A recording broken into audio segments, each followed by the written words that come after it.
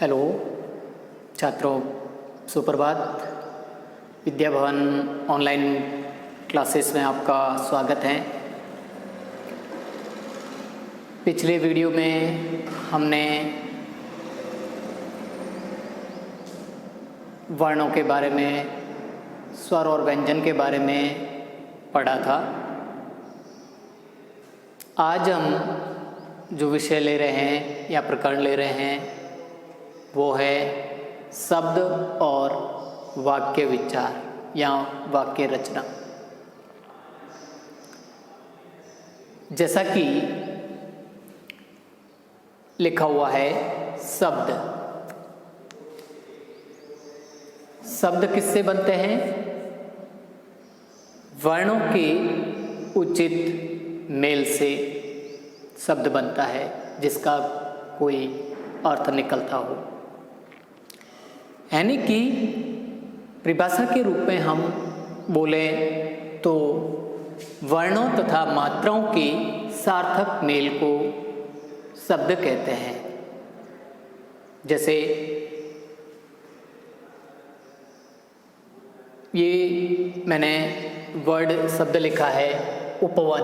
अब ये उपवन कितने वर्णों के और मात्राओं के से जुड़ करके मिल करके बना है वो मैं आपको भी समझा रहा हूँ। जैसे मैंने उ प्लस प यहाँ पर आधा है और प्लस अ जुड़ा तो ये प पूरा बन गया।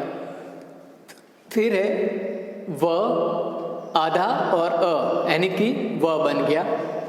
न आधा और अ ये पूरा न बन गया, यानी कि शब्द बन गया उपवन।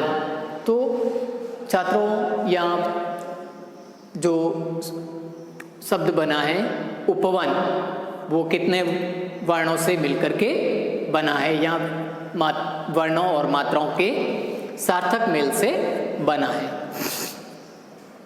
ऐसे कैसे? जैसे प उ, यहाँ पे उ छोटे उ की मात्रा लगी तो पू बन गया। स आधा है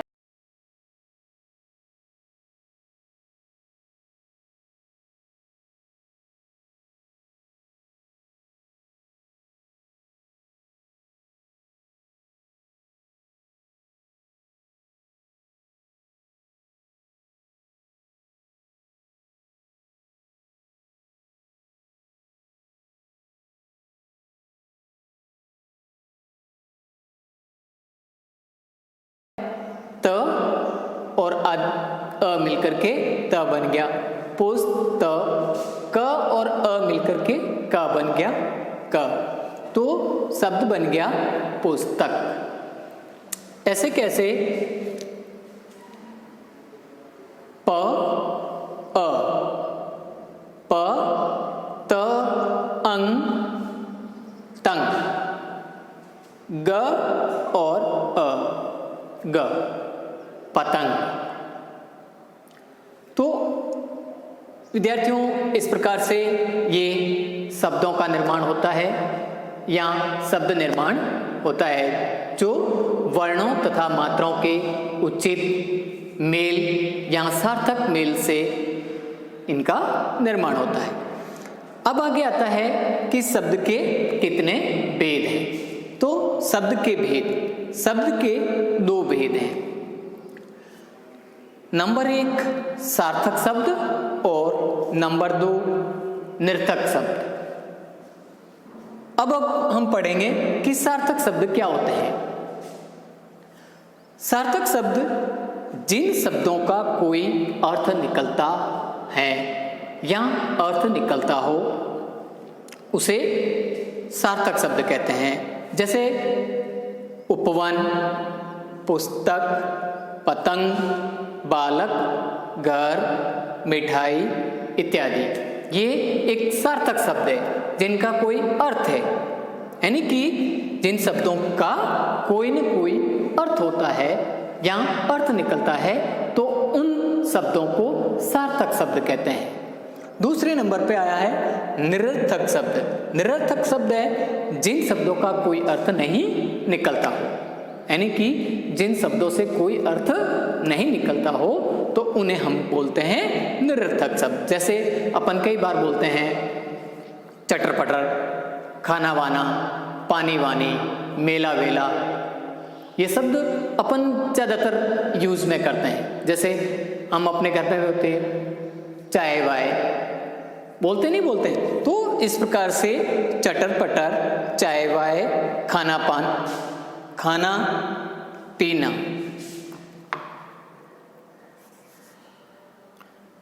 यहां पर खाना पीना है।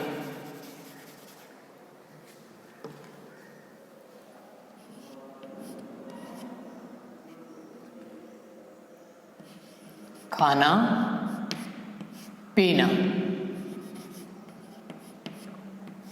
यानी कि खाना पीना, पानी वानी, मेला वेला। तो ये शब्द निरर्थक शब्द है जिसका कोई अर्थ नहीं होता है। अब जैसे चटर पटर, क्या अर्थ होगा चटर? चाय वाय, चलो चाय तो अर्थ शब्द है, लेकिन वाय क्या है? इसके साथ खाना तो शब्द है, लेकिन खाना वाना, खाना वाना, खाना वाना। अब खाना शब्द है लेकिन वाना साथ में क्या है, तो शब्द बिगड़ गया। तो ये हो गया निरर्थक शब्द खाना वाना। पानी वानी, अब पानी तो शब्द है चलो, लेकिन वानी साथ में, ये साथ में जो शब्द है तो पानी वानी, तो ये अर्थ नहीं निकलता। मेला वेला, अब मेला तो चलो हम समझते हैं, लेकिन ये वेला क्या है? तो इस प्रकार से ये निरर्थक शब्द बोलते हैं। इनको क्या बोलते हैं? निरर्थक शब्द। इसके बाद में आगे हम बढ़ते हैं तो आता है वाक्य। जैसे वाक्य क्या होता है, यानी कि जैसे कि परिभाषा में दिया हुआ है शब्दों का सार्थक सुव्यवस्थित और क्रमबद्ध समूह वाक्य कहलाता है। यानी कि जो शब्द होते हैं उन शब्दों का सही तरीके से सार्थक रूप से सुव्यवस्थित करके क्रमबद्ध से लिखा जाता है और जिसका कोई अर्थ निकलता है तो उसे हम वाक्य कहते हैं। यानी कि ऐसे समूह को हम वाक्य कहते हैं। आगे जब थोड़ा सा बढ़ते हैं, देखो जैसे अब मैं बच्चे खेल रहे हैं, अब ये एक वाक्य है। इधर जो मैंने दिया है हैं खेल बच्चे रहे, क्या दोनों ही वाक्य है? नहीं, दोनों वाक्य नहीं है। इसका तो चलो बच्चे खेल रहे हैं, इसका तो कोई अर्थ निकल रहा है, ये सही जमा करके सुव्यवस्थित करके क्रमबद्ध से लिखा हुआ है, तो ये एक क्या हुआ? वाक्य। और ये हैं खेल बच्चे रहे, ये कोई वाक्य नहीं है। तो इस प्रकार से ये गलत है। आगे हम चलते हैं तो आता है वाक्य के अंग। आगे हम पढ़ते हैं वाक्य के अंग।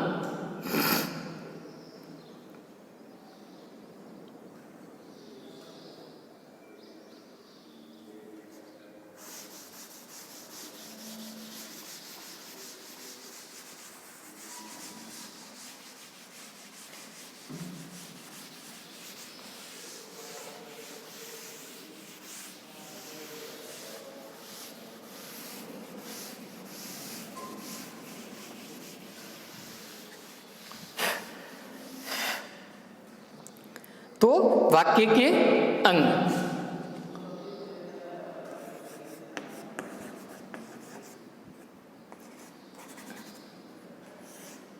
वाक्य के अंग।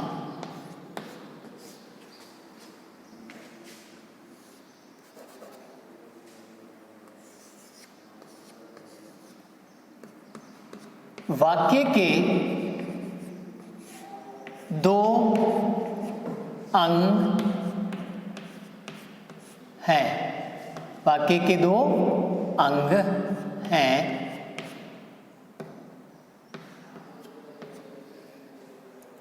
नंबर 1 उद्देश्य,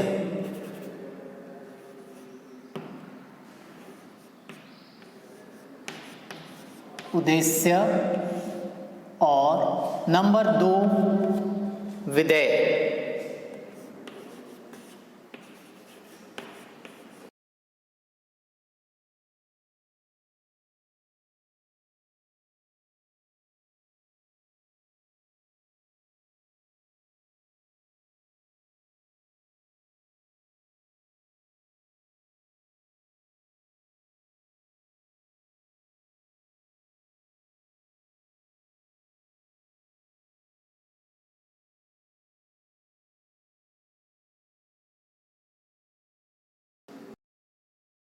उद्देश्य और विधेय, ये दो वाक्य के अंग हैं, उद्देश्य और विधेय। अब हम जैसे उद्देश्य क्या होते हैं, उद्देश्य क्या होते हैं।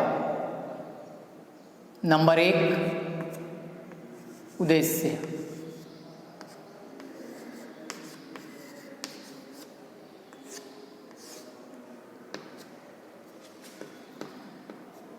उद्देश्य का मतलब है कि वाक्य में जिसके बारे में, वाक्य में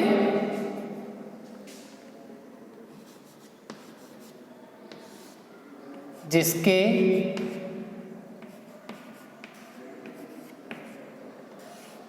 विषय में कुछ, यानी कि जिसके विषय में कुछ बताया जाता है,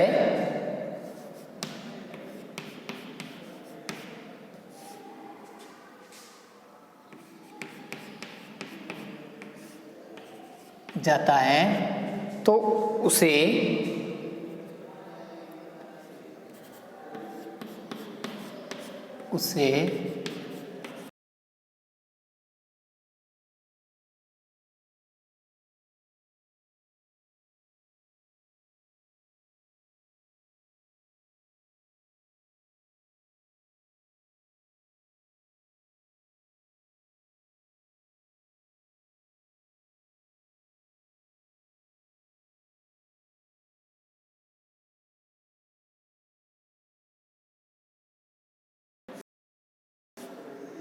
उद्देश्य कहते हैं।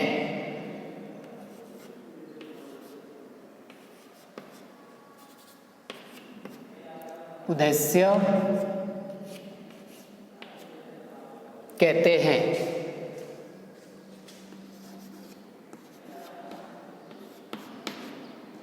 कहते हैं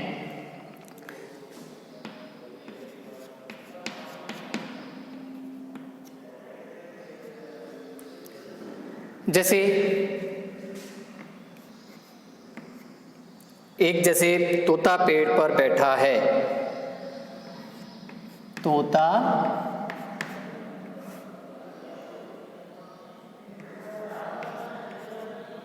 पेड़ पर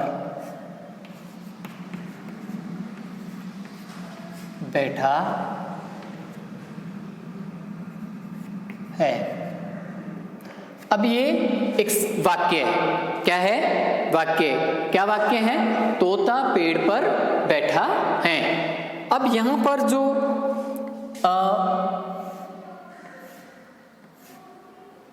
तोता, ठीक है ना,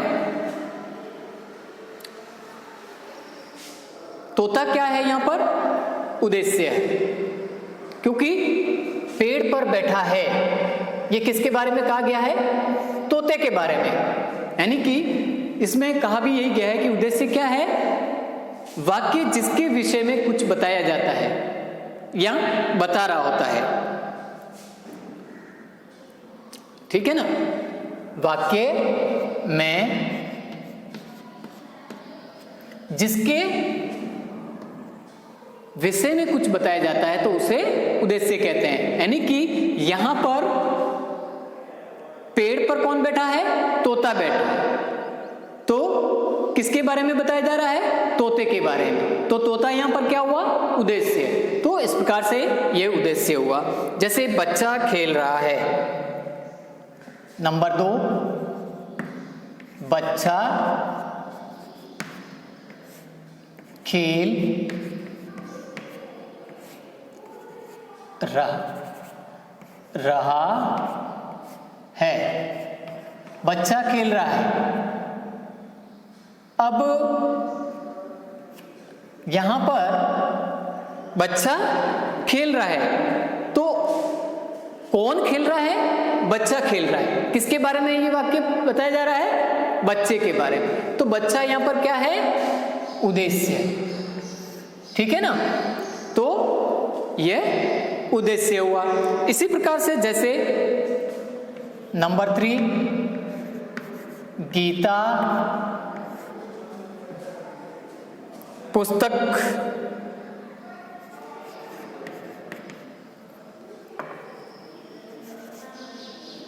गीता पढ़ रही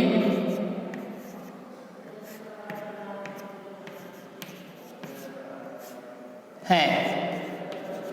गीता पढ़ रही है। अब यहां पर कौन पढ़ रही है? गीता पढ़ रही है। सेंटेंस किसके बारे में कहा जा रहा है? वाक्य किसके बारे में बता रहा है? गीता के बारे में बता रहा है। किसके बारे में बता रहा है? गीता के बारे में। तो गीता हुआ उद्देश्य। इसी प्रकार से आगे जो हम पढ़ेंगे वो है विधेय। नेक्स्ट टॉपिक है विधेय।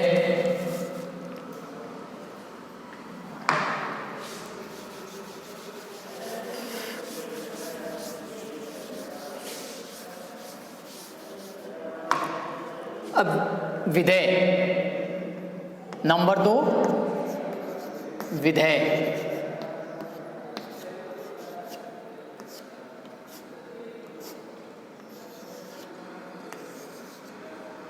विधेय क्या है? उद्देश्य के बारे में जो कुछ, यानी कि उद्देश्य के बारे में जो कुछ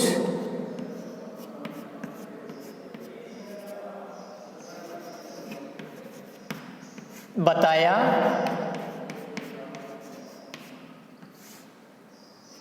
जाता है या कहा जाता है, जो कुछ कहा जाता है,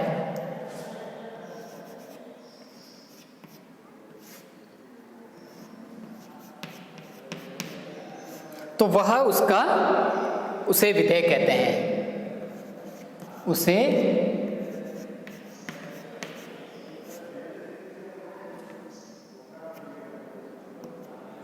विधेय कहते हैं।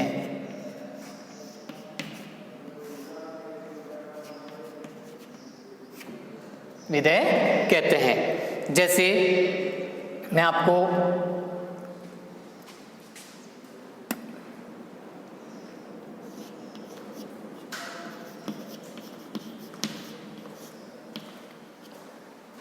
दादी ने कहानी सुनाई। जैसे दादी ने कहानी सुनाई। अब यहां पर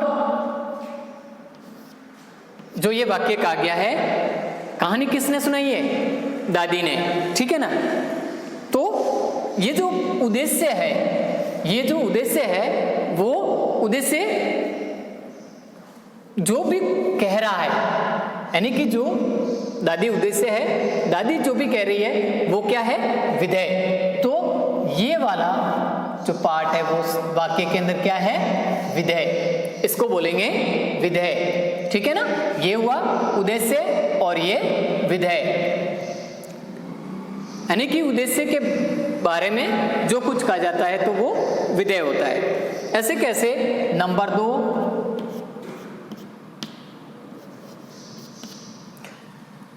सरिता कक्षा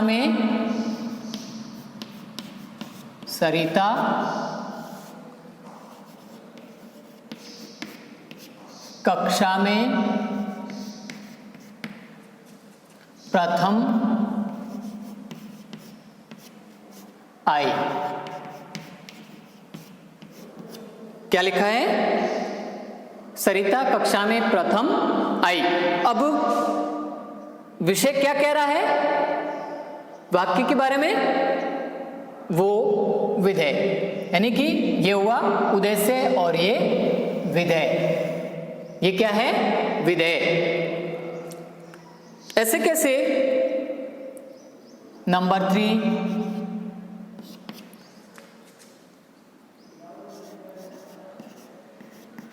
फूल खुशबू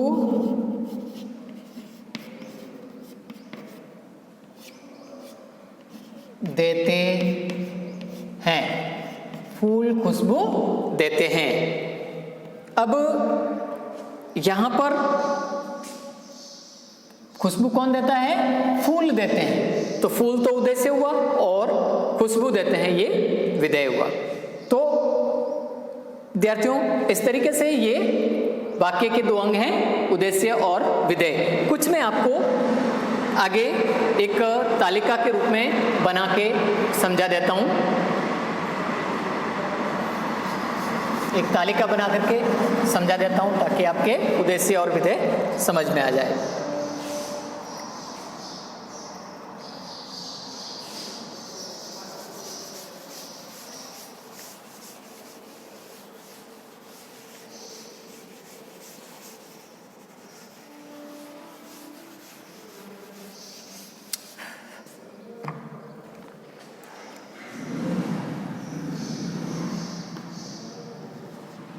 उद्देश्य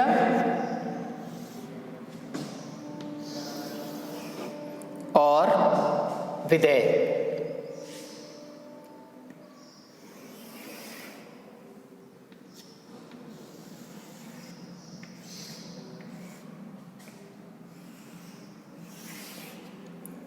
उद्देश्य और विधेय। उद्देश्य और विधेय। जैसे हम लिखते हैं, मान लिया यहां पर गाय। गाय घास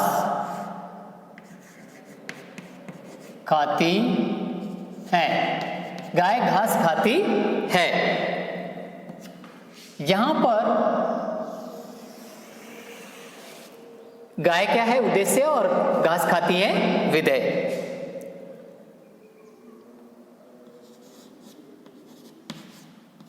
घड़ी समय बताती है। घड़ी समय बताती है। यहां पर घड़ी क्या है? उद्देश्य और ये समय बताती है मतलब विधेय। ऐसे कैसे आगे? पक्षी उड़ रहे हैं। उड़ रहे हैं।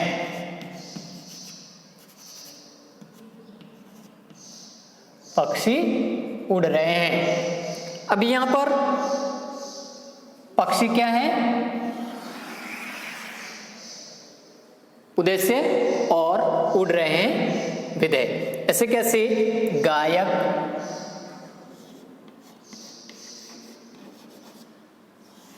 गायक गीत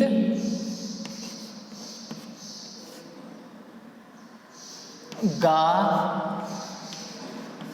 रहा है। अब यहां पर गायक क्या है? गायक है वो उद्देश्य है और गीत गा रहा है वो विधेय है। अध्यापिका अध्यापक पढ़ा रहा है। अध्यापक पढ़ा